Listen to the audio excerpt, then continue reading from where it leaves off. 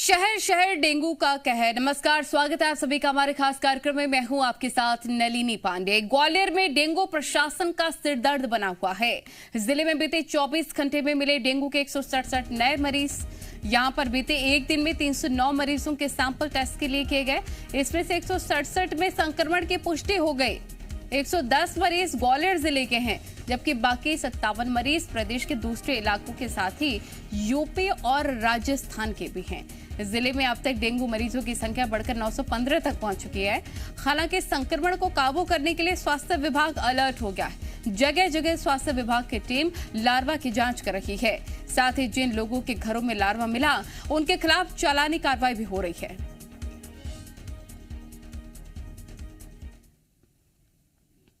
तो इंदौर में भी डेंगू मरीजों की संख्या लगातार बढ़ रही है। डेंगू के 12 नए मरीज मिले हैं। जिले में अब डेंगू मरीजों का कुल आंकड़ा बढ़कर 649 हो गया है। डेंगू मरीजों की बढ़ती संख्या के लिए प्रशासन जनता को जिम्मेदार ठहरा रहा है। जिला प्रशासन का कहना है कि डेंगू को लेकर लोग जागरूक नहीं हैं, जिसकी वजह से मरीजों की संख्या में इजाफा हो रहा है। इंदौर में मौसमी बीमारियों की वजह से भी अस्पतालों में मरीजों की संख्या बढ़ रही है।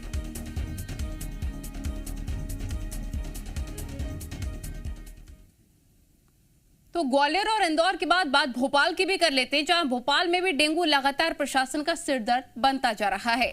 जिले में डेंगू मरीजों की संख्या 500 के करीब पहुंच गई है, जबकि सितंबर के अंत तक जिले में 390 मरीज थे। उधर स्वास्थ्य विभाग की 44 टीमें लगातार लार्वे के लिए सर्वे कर रही हैं। रोजाना करीब 1300 घरों में सर्वे किया जा रहा है। खबर है कि लगभग 10 से 12% घरों में लार्वा मिल रहे हैं। इंदौर, ग्वालियर और भोपाल के हाल हमने आपको बताए और हर जगह डेंगू का कहर देखने को मिल रहा है।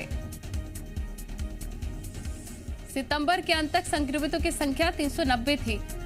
अगर हम भोपाल की बात कर लें, वहीं पर इंदौर और ग्वालियर में भी लगातार इजाफा डेंगू के मरीजों का होता चला जा रहा है। और चिंता वाली बात यह है कि बच्चे ज्यादा इसके जद में आ रहे हैं।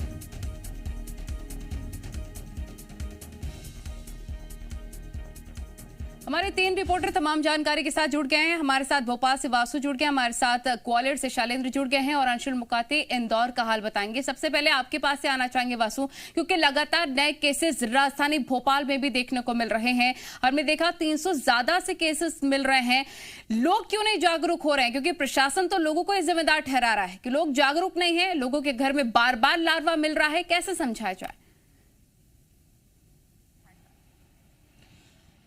बिल्कुल ललित, देखिए मध्य प्रदेश में और ख़ास तौर पर अगर राजधानी भोपाल में देखा जाए तो डेंगू का जो फिगर है, डेंगू के जो लोग डेंगू से पीड़ित हैं उनका जो फिगर है वो लगातार बढ़ता जा रहा है। और इसके पीछे की बड़ी वजह कहीं ना कहीं लापरवाही निकलकर सामने आई है, क्योंकि लगातार जो जन जागरूकता अभियान है वो तो चलाया गया, लेकिन अभी भी जब जो स्वास्थ्य विभाग की टीमें हैं, नगर निगम की टीमें सर्वे करने जब घरों घर पहुँच रही हैं तो वहाँ पर किसी न किसी कंटेनर में काफ़ी दिनों से जो पानी है वो भरा हुआ नज़र आता है। डेंगू के लार्वा उसमें मिलते हैं, फिर उसको नष्टीकरण का काम किया जाता है और ये प्रक्रिया लगातार चल रही है। लेकिन इसके बावजूद जो है वो डेंगू के जो केसेस हैं वो कम होने का फिलहाल नाम नहीं ले रहे। वहीं कहीं ना कहीं सवाल ये भी खड़ा होता है कि जब हर साल जो संक्रमण सीजन है जून जुलाई के महीने से शुरू होता है, अक्टूबर तक ये पूरा सीजन चलता है। इस दौरान बड़े पैमाने पर मौसमी बीमारियां भी फैलती हैं, क्योंकि मानसून का सीजन इस दौरान गुजरता है। बीते सालों कोविड-19 का संक्रमण भी रहा, तो शासन प्रशासन पहले से जागरूक क्यों नहीं था? डेंगू को लेकर जो उचित इंतजाम किए जाने चाहिए थे वो पहले से क्यों नहीं किए गए? और जितने बड़े पैमाने पर डेंगू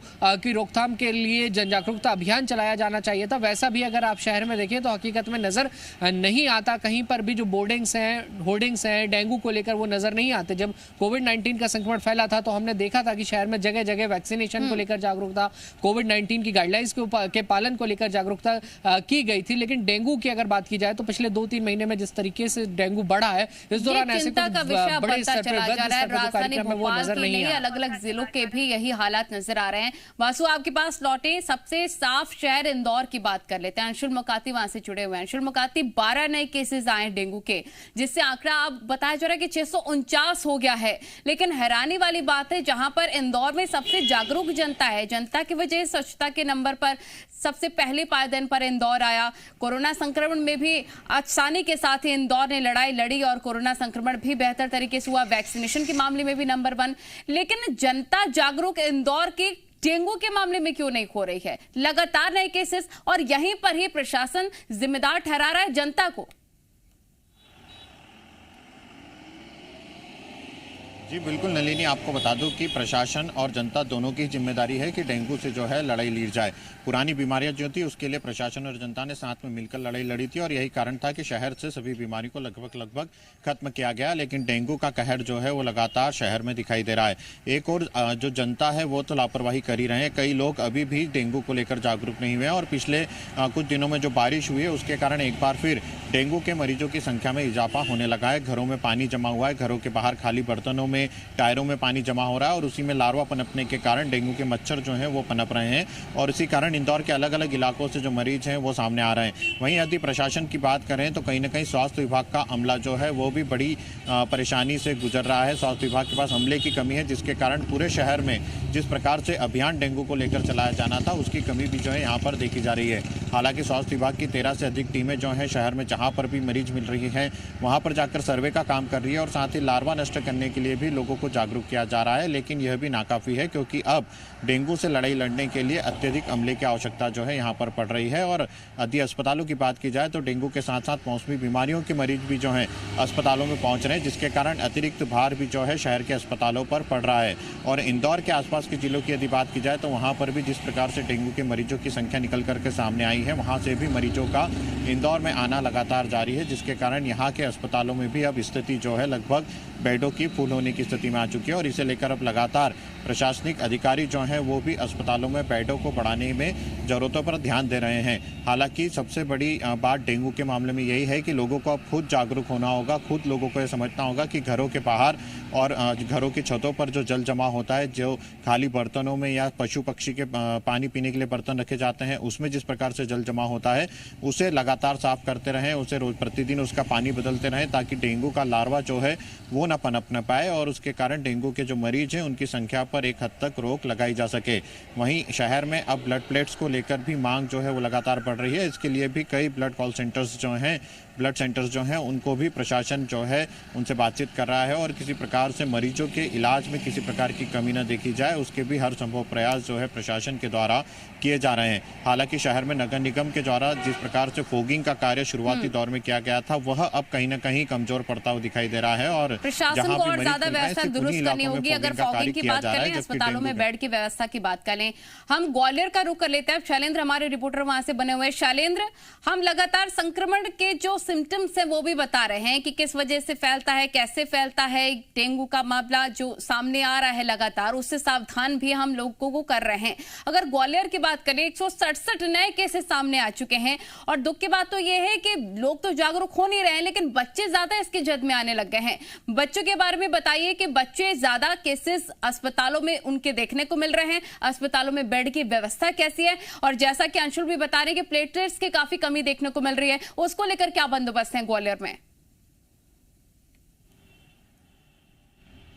देखिए बिल्कुल जिस तरीके से अगस्त के पहले महीने से ग्वालियर चंबल संभाग में डेंगू के केस रिपोर्ट होना शुरू हो गए थे और तब से प्रशासन का दावा है कि लगातार वो इलाकों में जो प्रभावित इलाके हैं वहाँ पर सर्वे का काम करा रहे हैं और डेंगू विनष्टीकरण का काम लगातार कर रहे हैं। लेकिन जैसे जैसे वक्त बीत रहा है डेंगू के मरीज कम होने की जगह लगातार बढ़ रहे हैं। पहले 10-20 आते थे, अब आंकड़ा जो है वो सैकड़ों के पार जाने लगा है। पिछले 2-3 दिन से लगातार 100 से अधिक मरीजों जो है वो यहाँ सामने आ रहे हैं। जिस तरीके से कल भी जो रिपोर्ट आई थी उसमें 167 नए मरीज सामने आते और 110 मरीज तो अकेले ग्वालियर के हैं। और अगर अस्पतालों की मैं बात करूं तो ग्वालियर चंबल संभाग का सबसे बड़ा जयरोग अस्पताल हो या मुरार जिला अस्पताल हो, सभी अस्पतालों में बेड फुल है और यही कारण है कि अब लोगों को प्राइवेट अस्पतालों का रुख करना पड़ रहा है। चूंकि बच्चे सबसे ज्यादा प्रभावित हैं तो ऐसे में बच्चों के जो अस्पताल हैं वो सबसे ज्यादा फुल देखने को मिल रहे हैं, क्योंकि कमला राजा अस्पताल जो सरकारी अस्पताल है वहाँ बेड पूरी तरीके से फुल है। उसके बाद प्रशासन ने 50 बेड अतिरिक्त वहाँ तैयार किए थे ताकि बच्चों को परेशानियों का सामना न करना पड़े। इसके अलावा मुरार अस्पताल की बात करूं या सिविल अस्पताल हजीरा की बात करूं, यहां भी बच्चों के लिए अलग से वार्ड बनाए गए हैं। लेकिन हालत ये है कि एक बेड पर 3 से 4 बच्चों को लेटाना पड़ रहा है। तो हालात जो है वो लगातार हम लोगों को बता रहे हैं, जैसा कि आप जानकारी दे रहे हैं कि बेड पूरी तरह से फुल हो चुके हैं। अगर लोग सावधान नहीं होंगे तो बेड की व्यवस्था है नहीं अस्पतालों में, प्राइवेट अस्पतालों का रुख करना पड़ रहा है लोगों को, वहां पर ज्यादा पैसे भी लगेंगे। इससे अच्छा है कि लोग जागरूक हो जाएं। आप तीनों का बहुत शुक्रिया तमाम जानकारी साझा करने के लिए।